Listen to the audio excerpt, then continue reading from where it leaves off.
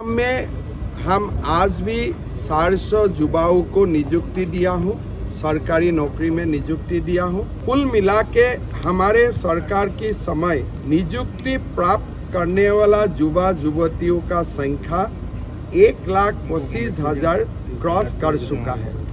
लगभग 40,000 पोस्ट का नियुक्ति प्रक्रिया अभी भी चल रहा है। हम चुनाव का समय 1 लाख सरकारी नौकरी देने का वादा किया था, लेकिन मेरा लगता है कि जब हम 5 साल पूरा करेगा तब तक हमारा नियुक्तियों का संख्या 1,70,000 तक स्पर्श करेगा।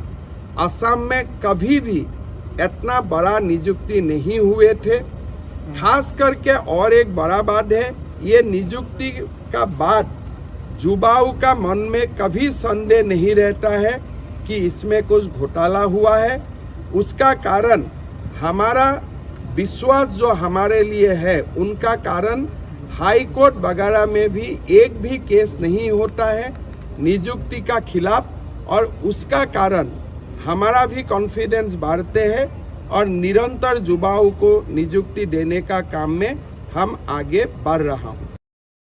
प्रधानमंत्री नरेंद्र मोदी डांगरियाय भूमि उर्वरता गुण निर्धारणर कारणे सॉइल हेल्थ कार्यसूची 2015 सनत आरम्भ करिছিল। এই বছৰত আমি 10 লাখ ভূমি স্বাস্থ্য পত্ৰ জাৰি কৰিম। 4 লাখ ভূমি পত্ৰ ইতিমধ্যে প্ৰস্তুত কৰা হৈছে। ৰাজ্যত ভূমি কৃষি ভূমিৰ উৰ্বৰতা প্ৰশিক্ষণৰ বাবেও আমি নিৰ্মাণ কৰা পৰীক্ষাগাৰ পূৰ্বৰ 5টাৰ পৰা 26টালৈ বৃদ্ধি পাইছে। আমাৰ এই প্ৰচেষ্টাক কেন্দ্ৰীয় চৰকাৰেও বিশেষভাৱে স্বীকৃতি দিছে। ঠিক সেইধৰণে কৃষিৰ যান্ত্ৰিকৰণৰ বাবেও 816টা গ্ৰাম্য পৰ্যায়ৰ কৃষি যন্ত্ৰপাতি বেংক স্থাপনৰ বাবে আমি আগবাঢ়িছো, য'ত ভাৰত চৰকাৰে 9.5 লাখ টকাকৈ অৰ্থাৎ 95% ৰাজ সাহায্য প্ৰদান কৰে। আগতে ৰাজ্যত 80টা এনে কৃষি যন্ত্ৰপাতিৰ বেংক স্থাপন কৰা হৈছিল। বৰ্তমান ই 816টালৈ বৃদ্ধি পাইছে।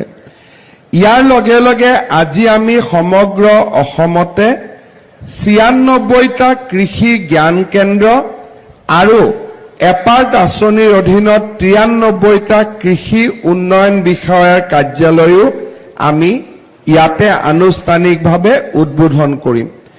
আজিৰ দিনটো আমাৰ বাবে এটা অতি আনন্দৰ দিন। আপোনালোকে জানে যে ৰাজ্যত যেতিয়াৰ পৰাই আমি ধান ক্ৰয় কৰাৰ অভিযান আৰম্ভ কৰিছিলোঁ, ৰাজ্যৰ কৃষিত বা কৃষি খণ্ডখনত এটা নতুন উৎসাহ আৰু উদ্দীপনা দেখা গৈছিলে।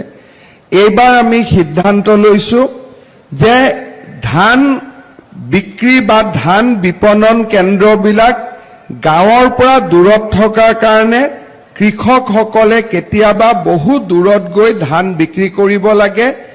এইবাৰ গাঁৱৰ পৰা কৃষি বিপণন কেন্দ্ৰলৈ ধান অনাৰ বাবেও প্ৰতি কুইণ্টলত আপোনালোকক আমি এটা ৰাজ সাহায্য দিবৰ বাবে সিদ্ধান্ত লৈছো, যাতে পৰিবহন খৰচ চৰকাৰে আপোনালোকৰ কমাই দিব পাৰে আৰু ঘৰৰ পৰা কৃষি বিপণন কেন্দ্ৰলৈ অহাৰ যিটো খৰচ, তাত আমি সহায় কৰিব পাৰোঁ। ঠিক সেইধৰণে মাষ্টাৰ্ডৰ ক্ষেত্ৰতো আমি বহুখিনি আগবাঢ়িছো। ৰাজ্যত সৰিয়হ উৎপাদনো অভূতপূৰ্বভাৱে বৃদ্ধি হৈছে। মেজৰো এখন বহুত ডাঙৰ বজাৰ ইয়াত নিৰ্মাণ কৰা হৈছে।